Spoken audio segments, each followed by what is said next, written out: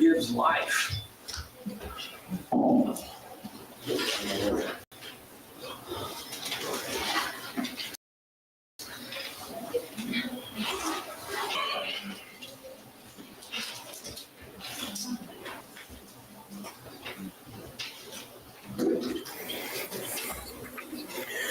If you bow your heads with me, we're going to open in prayer this morning. Dear Heavenly Father, I thank you for this day. I pray that as we open your word, you would give us insight and wisdom, not only that we just understand and listen to what's said here in this place, but that your Spirit would apply these things to each one of our hearts, and you would touch us in our souls, that our lives would be something that is glorifying to you, and that you would help us to understand what you're doing. I ask this in Jesus' name, amen. In a couple of weeks, we have what the whole world calls Easter. I don't call it Easter, I call it Resurrection Sunday. And there's a reason for that. Resurrection is what it means. Easter is not a Christian word.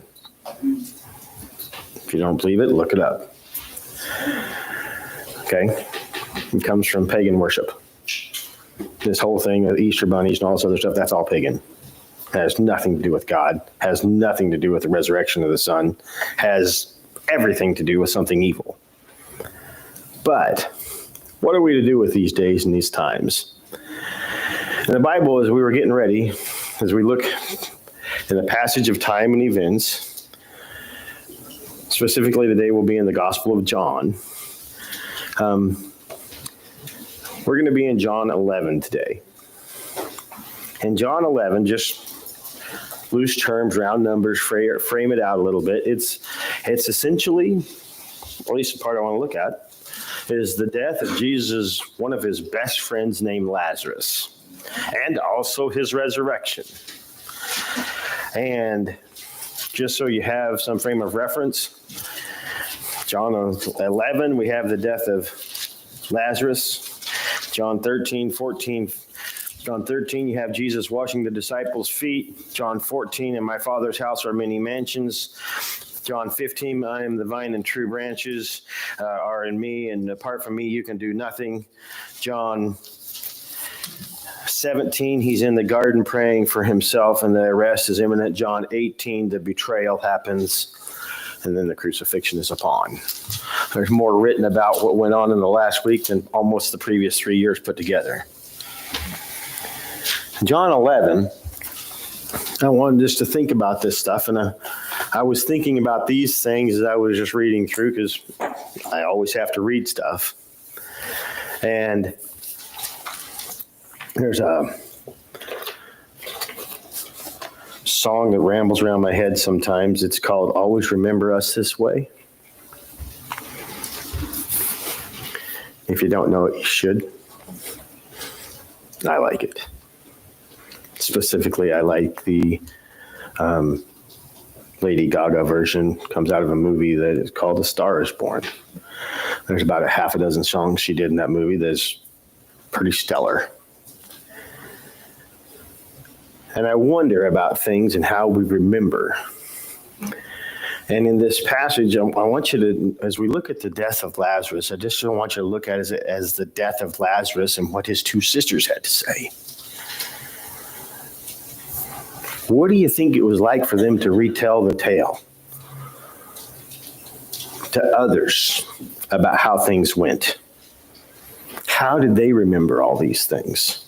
I mean, when they walked through the initial moments, and then when they sent word for their best good friend Jesus to come heal Lazarus, his good friend, because he was sick, and Jesus persisted and just drug his heels and screwed around for a number of days until he died. And when he finally got there, he had been, they have this discussion goes on, this little back and forth, and we'll get into this, but essentially he goofed off, screwed around, did whatever, is the way they would have looked at it. He certainly wasn't tending to business, doing the things that God's supposed to do. Everywhere he went, he healed people. Why in the world wouldn't he do it for him? Because if I was them, I would have asked all those questions. I'd have thought all those same thoughts. How do you remember Jesus? If you were Mary and Martha, how would you remember? How about if you were Lazarus and you were on your deathbed and your best friend didn't come?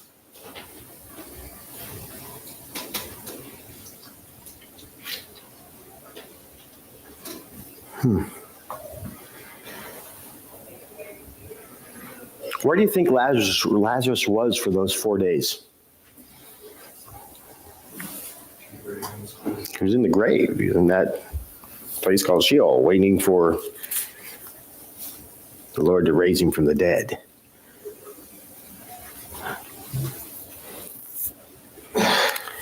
I was thinking about all that, and these phrases kept going through my mind. Many years ago, I used to read, used to probably spend more time reading than I do anymore. I used to always like the works of Edgar Allan Poe. And my old teacher, her grandma, used to make us memorize it. But I kept thinking of the phrases of the opening lines of a Charles Dickens novel, Tale of Two Cities. And these few phrases of those half a dozen that he opens that story with kept rambling around my head. And I wrote it down as this way. These are 3 or 4 of the opening 6 or 8 lines. And you'll recognize them. You just might not remember where they come from. It was the best of times. It was the worst of times. It was the season of light. It was the season of darkness. It was the spring of hope, and it was the winter of despair.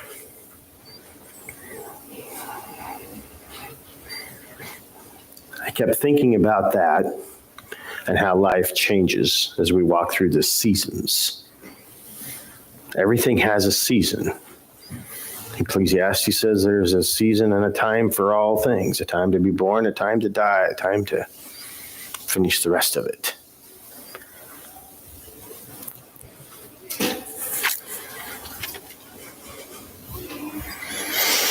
Memories.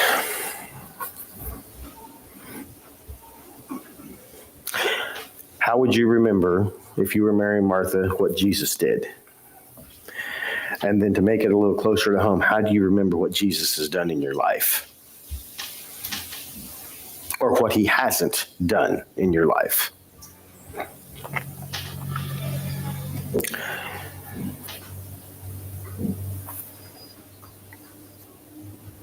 And how do you think they appropriated what they learned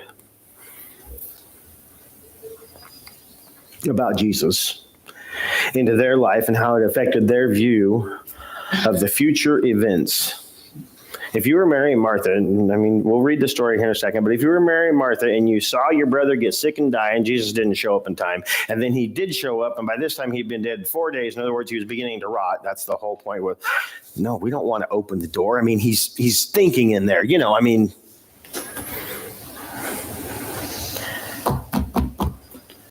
And then they saw him walk out of that room alive. Would that not affect the rest of their years? That would be definitely something you would never forget, right? Well, what is it that we have to have things to hang on to never forget?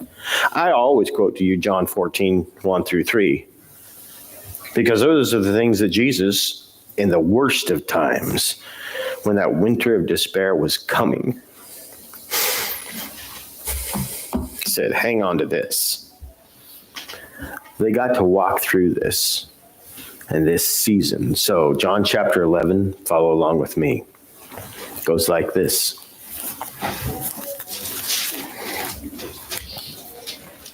Beginning verse 1. Now there was a certain man who was sick named Lazarus of Bethany, the town of Mary and his sister Martha. And it was that Mary which anointed the Lord with ointment and wiped his feet with her hair, whose brother was sick. And of course, you find that in the following chapters.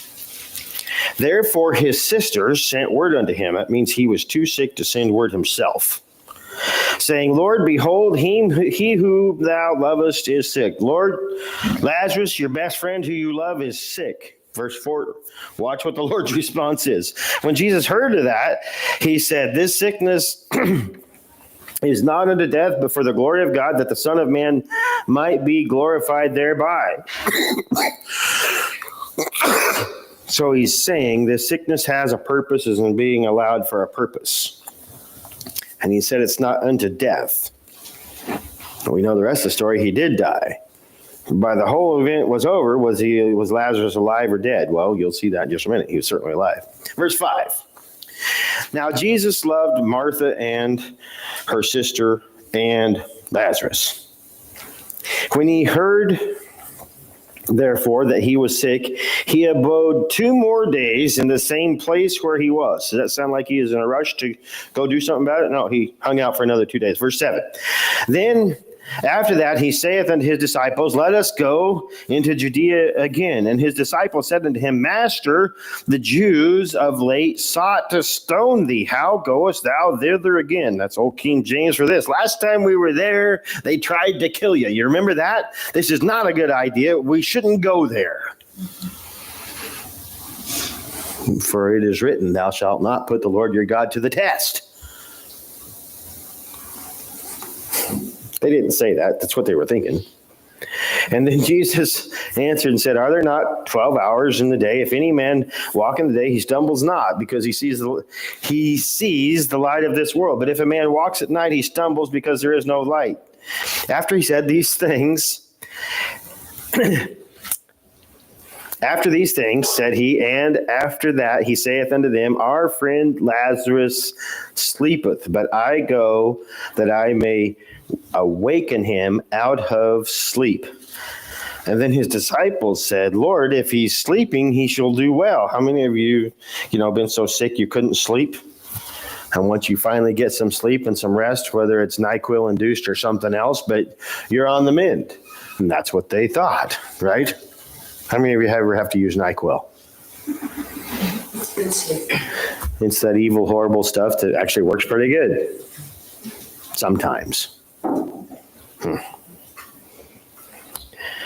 Lord, if he's sleeping, then he's doing good. Howbeit, Jesus spake to his disciples of death, and they thought he was speaking of just taking rest and sleep. Verse 13, verse 14. Then Jesus said unto them plainly, Lazarus is dead. And of course, this shows the Jesus being God. He knew what was going on before they ever asked it. He knew what was going on before anything else. I mean, he's omniscient. He knows what's happening. And he said, nope, Lazarus is dead. He's not just asleep. And I'm glad for your sakes that I wasn't there, to the intent, this is God's intention, that you may believe. Why? Because there were still those amongst them who didn't believe. Remember, it says this later, numerous times.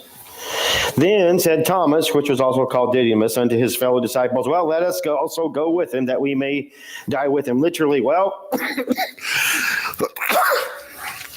he doesn't want to sneak up there in the night.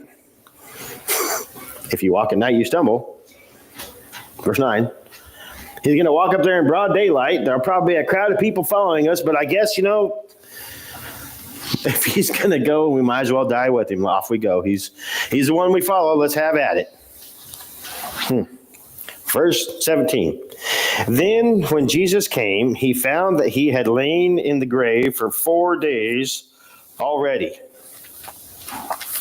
Now Bethany was nigh unto Jerusalem, about 15 furlongs. Anybody know how far that is? Miles. It's a couple, 3 miles. There's all sorts of, it's walking distance. As many of the Jews came, and many of the Jews came to Martha and Mary to comfort them concerning their brother and his death. Then Martha, as soon as she heard that Jesus was coming, went and met him. But Mary sat still in the house. Then Martha said unto Jesus, Lord, if thou hadst been here, my brother wouldn't have died.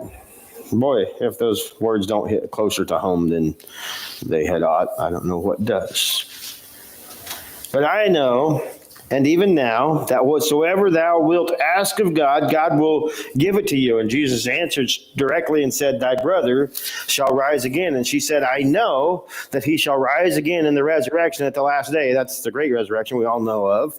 And Jesus said, I am the resurrection and the life. This ought to be a parallel verse to John 14:6. I am the resurrection and life. He that believes in me, though he were dead, yet shall he live. And he's literally, in the face of this circumstances of her brother being dead, if he believes in me, he will live.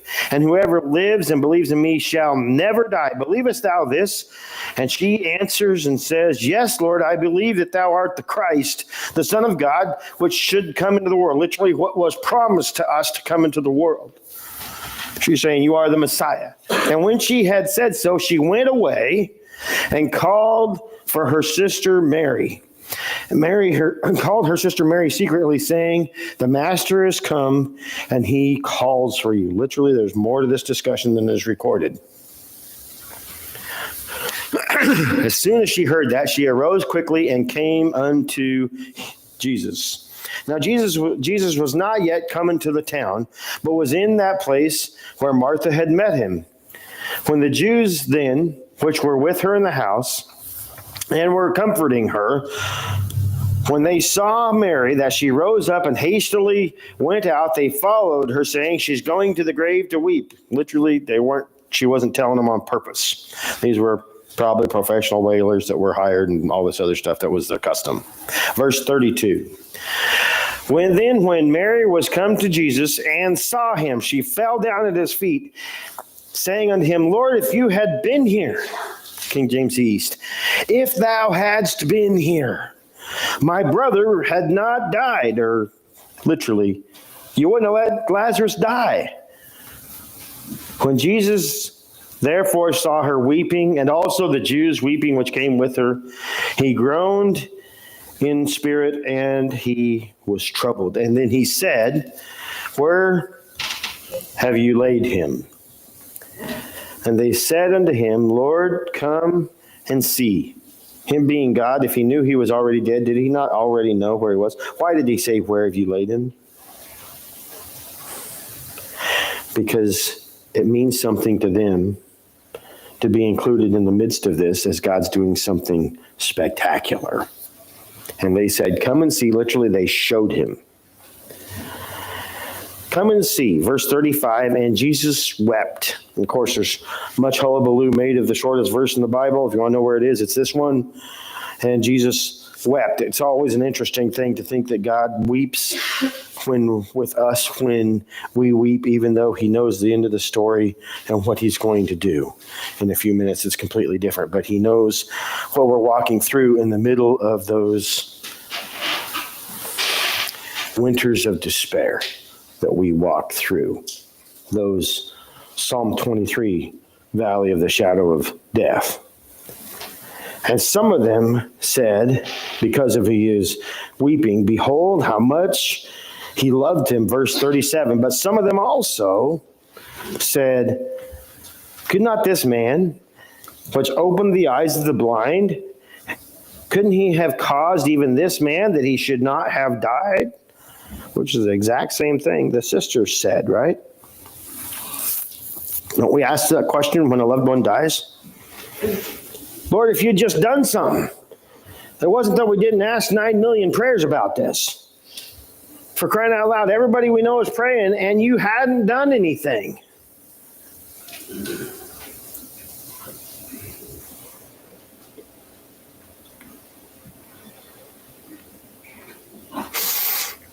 Jesus told his disciples beforehand this was done, that God would be glorified through this. That's what he said the purpose of this, of allowing this sickness for Lazarus was. Verse 38. Jesus, therefore, again, groaning in himself, comes to the grave, and it was a cave, and a stone lay upon it, literally was rolled over the doorway. And he said, take away the stone. And Mary, the sister of Lazarus that was dead, said unto him, Lord, by this time he stinketh, for he's been dead 4 days. And Jesus said unto her,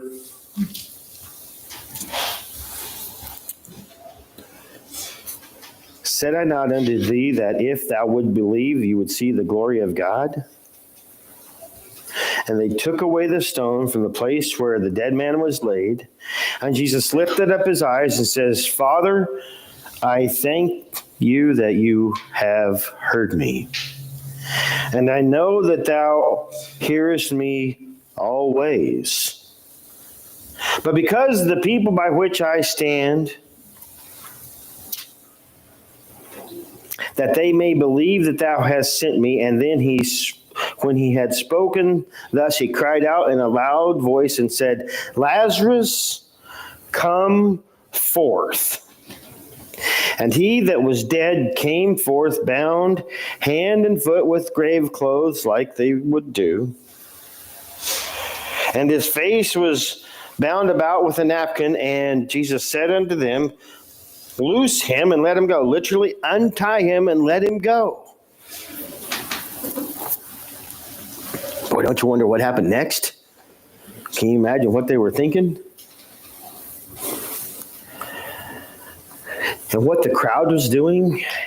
And all those Jews who were standing there saying, if he had come here, I mean, he used to, we've heard tell where he gave sight to the people who were blind. We've heard tell where he made people who were deaf where they could hear. We've heard tell where he made the lame to walk. We've heard tell.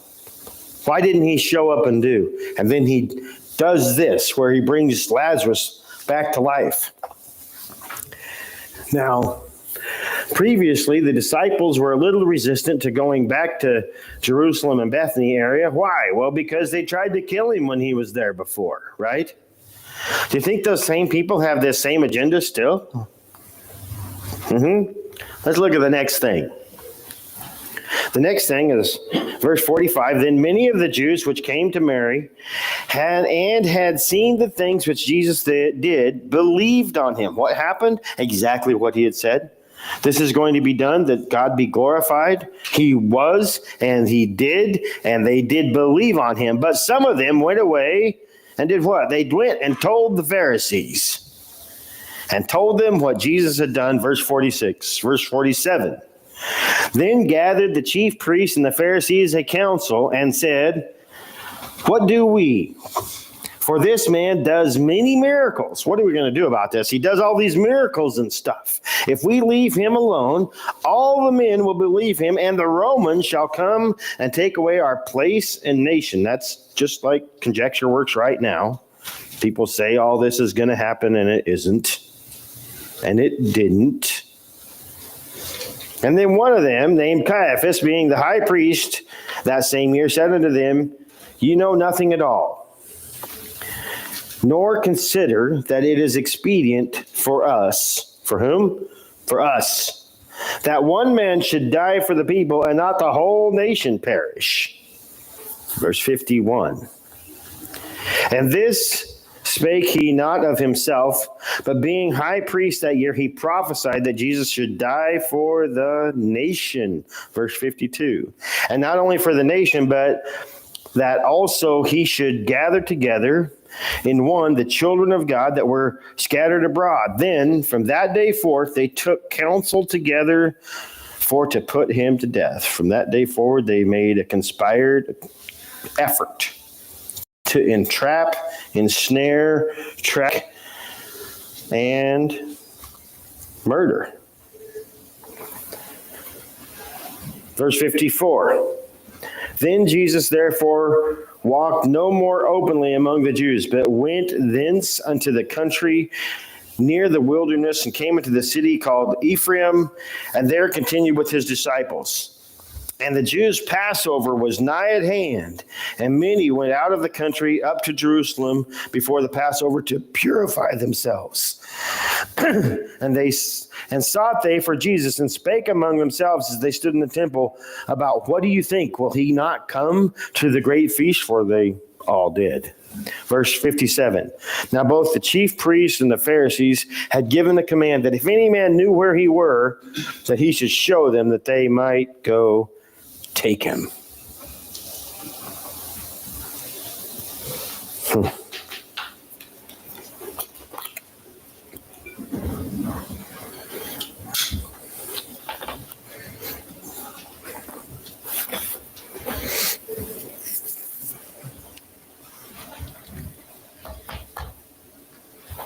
What do we do with all that? And if you were them, if you're Lazarus, you just got sick and died. You got to spend 4 days with the Lord. And then he got brought back to this place and lived under death threats from then on, for the Jews were seeking to kill him also.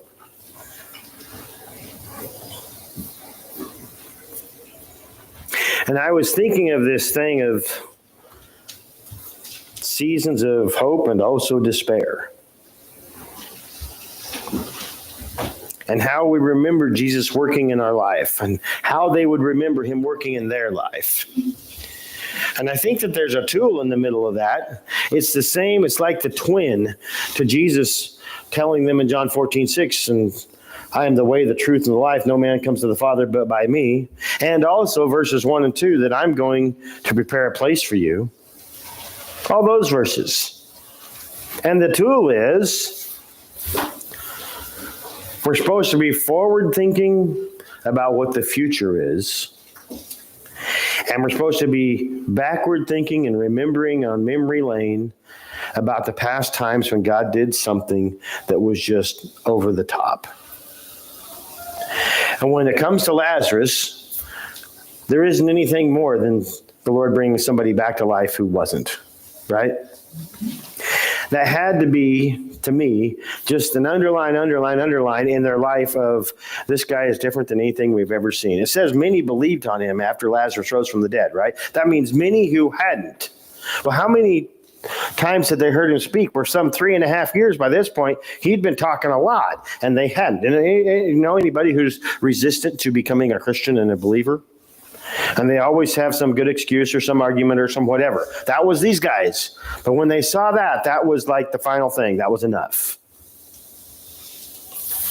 What would we have to tell somebody else? You see, Lazarus got to die and then got brought back to life. Every one of us who is a Christian has our own story about the time when we died with Christ and were brought back to life. And because he lives, so shall we. And because we are forgiven, the worst that can happen to my body in this place is I die. But Jesus said, I'm going to prepare a place for you, and that's where I'm headed. Mary, Martha, and Lazarus all believed that Jesus was the Messiah and believed in him. Where are they today? They're with him. Where's every other believer who has passed from this place? Their physical body's still here somewhere. But their soul, them, who they are, is where? That's with the Lord right now. Awaiting that day when that great resurrection happens, or the rapture comes first. And 1 Thessalonians 4:13 through 18 stuff. Because the fact is, it's always going to be the best of times and the worst of times.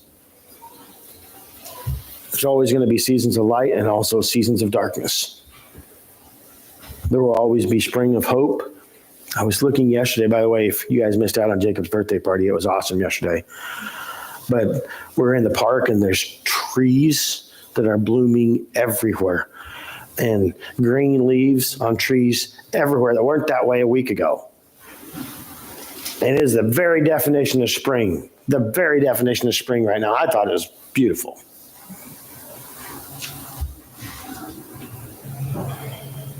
Kind of had enough of the winter of despair and destruction and death lately. A little tired of it. John chapter 12, you have the triumphal entry. We'll look more at that next week. But in this time, there's some survival tools on what we do here. The Lord gave this thing and allowed this thing with the death of Lazarus so that they would know he has power of life over death. And every single one of us ought to hang on to that, because there isn't any of us who hasn't lost someone. It's part of the human condition that everybody's going to die someday. And so that means everybody you know either has died or will die. Unless the Lord returns first, that's the way it's going to be, right? So we're supposed to grapple with our own mortality and have something to do with that. So what did Jesus have to do when he was thinking about his own mortality and how to encourage others? That's when he said the John 14 stuff. But he backed it up with evidence of what we call John 12, where Lazarus was raised from the dead, and they all saw it. And that's what he said when they said, well, Jesus says, let's go to Bethany. And they said, oh, no, this ain't a good idea. We shouldn't go there. You remember that? Well, why wasn't? Well, because they're death threats. You shouldn't go there. It's not safe. No. In fact, they said, well, seeing as he's determined to go and he's heading there in the daylight, I guess we might as well follow along. If he dies, so shall we, and that'll be the end of it.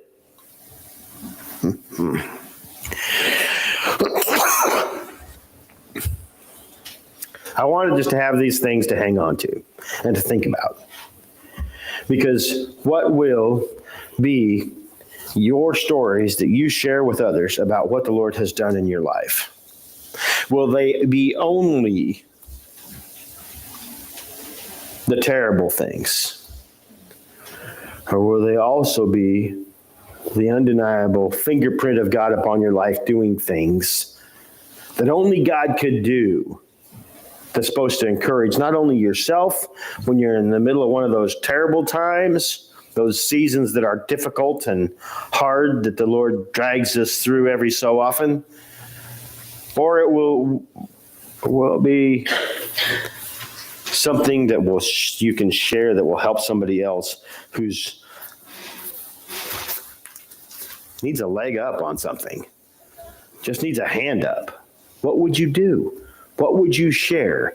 See, if you don't make up your mind ahead of time what you're going to share, then it's a little lame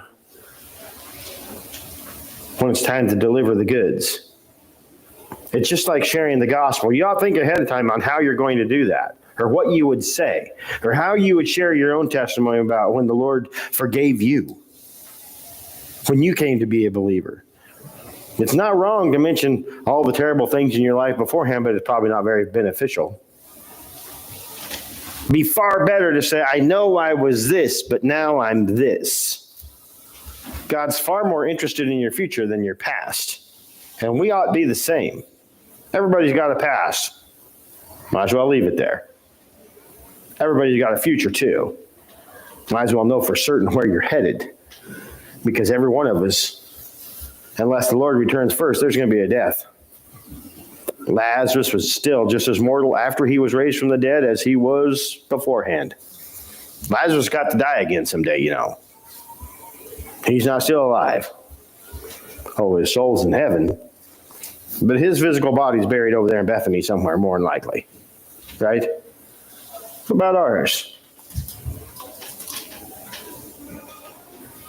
Isn't there a place where our body's going to be buried someday? Let's just say the Lord doesn't return for 100 years. Everybody in this room will be gone by that time. Right? No matter who the youngest one, all of us will be dead by then. Where will you be buried? Well, I don't know. Ever thought about that? No. Well, or cremated, or whatever your wishes are. Well, why do we have to think that way? Because death is part of living. So you might as well figure out what your wishes are.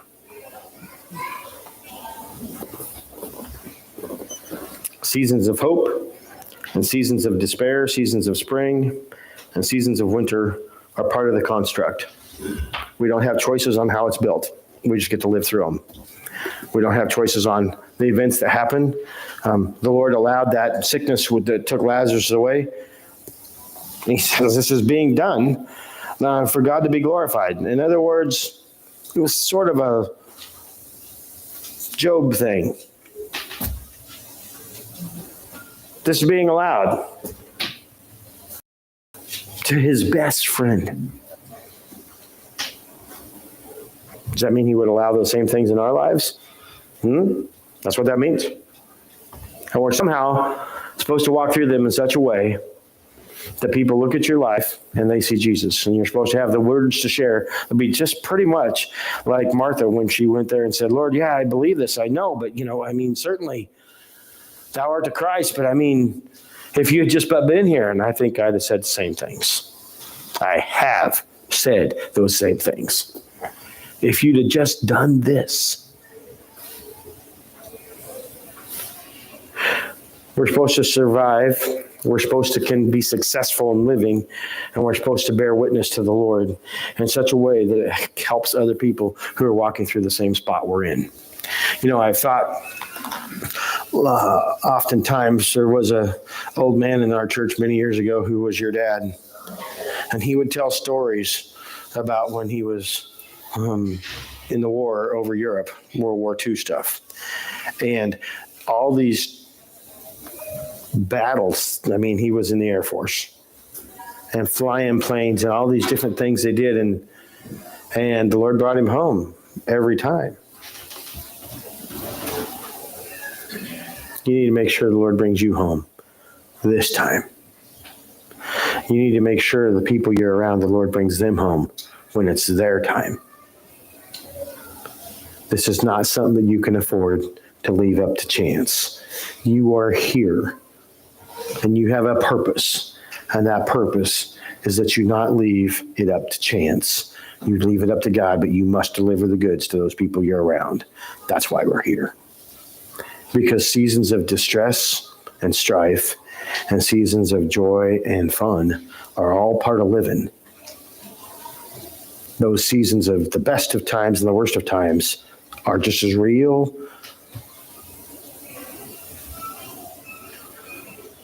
as God is. It's part of the construct. It's how he made this place for us to live in. So figure out how to do it and do it well. And life's about more than just me and just you. Make a difference at last. Time to stand for prayer.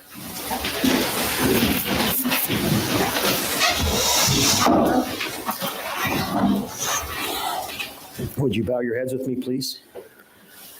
Dear Lord, I pray that you would help us and you would encourage us. And as we think about those loved ones who are close to us, who are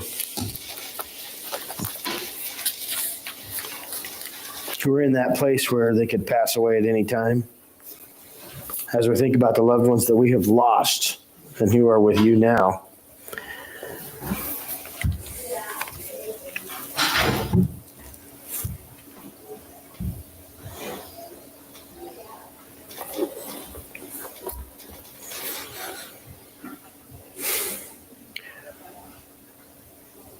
We look forward to the days that come when we see him again.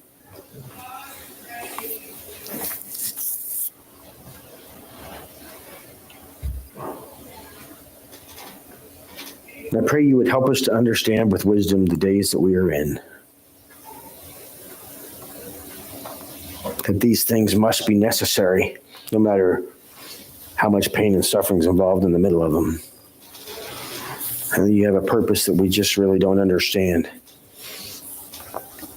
It's kind of beyond us. I pray you would open our hearts and minds to be the people we're supposed to be in spite of whatever season of life we're in right now. And I ask this in Jesus' name.